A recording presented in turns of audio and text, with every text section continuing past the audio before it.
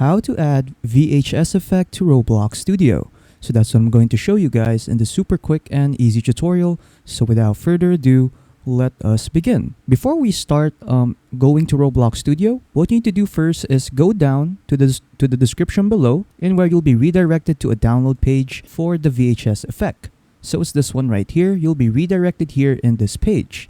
So once you're here, what you want to do now is to click on Get Model. And then after that, you now have your model in your Roblox Studio. Afterwards, we can now go to Roblox Studio. From here, what you want to do is to make sure that your toolbox is switched on so that you can access the models. So just click on Toolbox right here to access your models. And then to get the VHS effect, just go to your inventory right here. Afterwards, you'll get to see your VHS effect right here. So after that, what you want to do is to double click on the VHS effect. Afterwards, in the right side over here, you'll get to see your VHS effect right here. So what you want to do now is to just simply drag it to starter GUI right here. And then there you go. Next, to see if you did the right thing, just click on play right here. Click on play. And then there you go. You now have the VHS effect to Roblox Studio.